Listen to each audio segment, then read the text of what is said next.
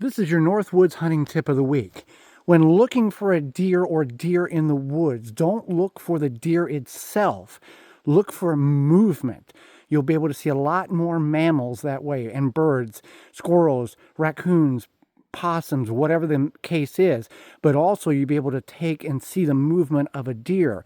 That is what I was able to do and see whenever I spotted this medium-sized doe. I didn't see the deer itself. I saw movement through the woods, which allowed me to identify the deer, as I did see yesterday multiple deer in that manner.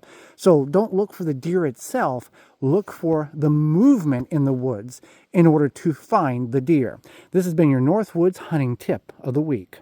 This is your Northwoods hunting tip of the week. Here is a scrape I've noticed last week. And I don't know, we've had rain this week. I'm not sure how active it is. Have not seen many bucks in the area. I don't have a camera on this scrape. So what you can do is take your gloves that are as scent-free as possible and take a limb and drop in the center of that.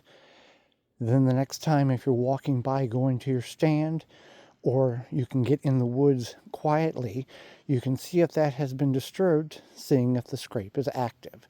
This has been your Northwoods hunting tip of the week. This is your Northwoods hunting tip of the week. As the temperatures begin to get cold, I avoid going to the stand wearing pants that require a belt. A belt will actually cut off some circulation to your lower extremities and allow your feet and legs to get colder quicker. So what I have found now, I have purchased bib overalls 20 years ago. These are the Thermomore. I got them from Cabela's. There's also a matching top. And these are very comfortable in the stand.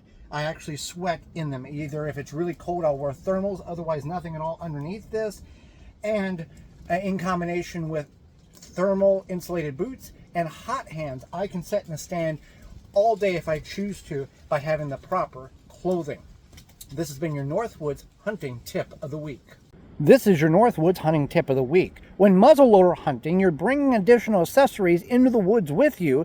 Sometimes you can preload your loads with your bullet, your powder, and your primer. However, other people may not want to go to the expense of having it purchase those items. I have found using an old pill day sorter, my wife had one that was round in a metal casing, works very well.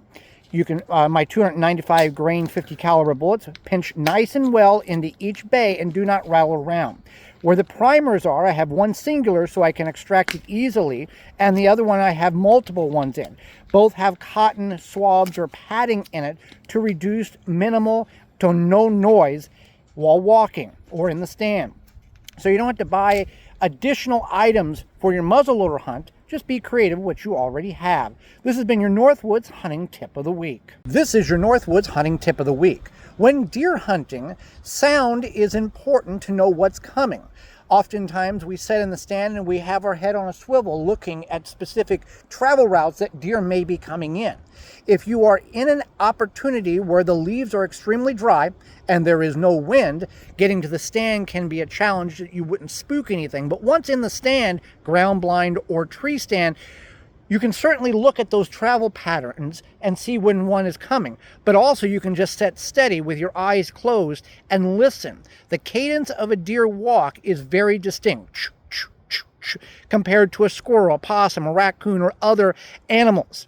So you can listen and it will intensify your hearing so you can not have to look as much, but still keep your eyes open every now and then and don't fall asleep in the stand. This has been your Northwoods hunting tip of the week. This is your Northwoods hunting tip of the week. Whenever shooting at a deer with a bow or gun, follow the deer until you no longer can see it from the stand, whether you know it was a good hit or not.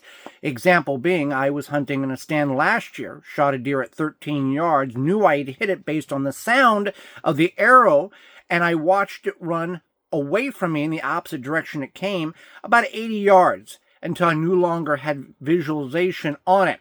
Got down, examined the arrow. I had hit it. There was no blood trail. So I went to the last known location I saw it, started scanning around, and it was 10 yards piled up underneath some brush near a water source. So always look and be sure you know where the last point of contact of that deer was if it did not drop as soon as you hit it. This has been your Northwoods hunting tip of the week. This is your Northwoods hunting tip of the week. I wear a 800 mil thermal boot. In the early season, not that big of a deal. However, it causes my feet to sweat. Late season, like today, when it's 9 degrees outside, it is a big deal. I layer my socks with an inner layer, a normal sock, and 2 heavy socks. And between the 4 pair, I put a hot hands device that's utilized for just wearing in shoes. Then I wrap my whole foot with a plastic grocery bag. What this does, it keeps the moisture from being absorbed into the boot. So when I come in for my morning hunt, I can just take my socks off, dispose of the bag, put new socks on, a new bag, and my boots still stay dry. And I'm not walking with moist boots with dry socks and causing problems and cold feet.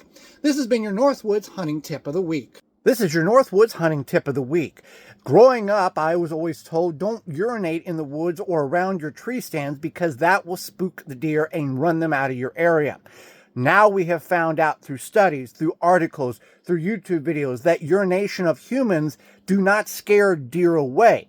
They understand that it's a different smell. They understand it's urine from another mammal, but it does not spook them. I've seen videos where people have activated scrapes, urinating in them, mock scrapes or active real deer scrapes, and licking branches. So all of those times that you need to relieve yourself in the woods, go ahead. You're not going to cause any problems. And those stories we've heard years ago about people being angry at other hunters and urinating around those deer stands in order to keep those deer away was a complete waste of time. This has been your Northwoods hunting tip of the week. This is your Northwoods hunting tip of the week. Whenever shooting at a deer with a bow or gun, follow the deer until you no longer can see it from the stand, whether you know it was a good hit or not. Example being, I was hunting in a stand last year, shot a deer at 13 yards, knew I'd hit it based on the sound of the arrow, and I watched it run away from me in the opposite direction it came, about 80 yards. Until I no longer had visualization on it. Got down, examined the arrow. I had hit it. There was no blood trail. So I went to the last known location I saw it, started scanning around, and it was 10 yards piled up underneath some brush near a water source. So always look and be sure you know where the last point of contact of that deer was if it did not drop as soon as you hit it. This has been your Northwoods hunting tip of the week. This is your Northwoods hunting tip of the week. Anytime you're able to successfully harvest a white-tailed deer, it's a great accomplishment.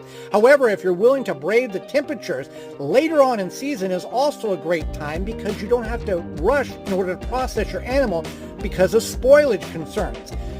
I butcher out all of my animals at camp, taking the hide, freezing that for spring tanning, taking the head, burying that for European mount, regardless if it's buck or doe, removing all the meat off the carcass as possible, and putting it in a Rubbermaid tub, taking it home and putting it in my walk-in attic, which acts as a meat locker because temperatures in late season rarely get above 32 degrees, allowing me time to properly process it, whether cuts for ground meat, freezer, or canning. You can also do this in an unclimatized garage or shed as long as the temperatures are correct and your animal and rodent free. This has been your Northwoods hunting tip of the week. This is your Northwoods hunting tip of the week. One tool that I do not go in the woods without is a rangefinder, whether I'm bow hunting or firearm hunting. Knowing the distance, regardless of the weapon, is important for the ethical kill of the animal. We often see on TV, on video, deer coming in, range find, pull the bow up, draw back and shoot. Well, that simply does not happen to me in real life.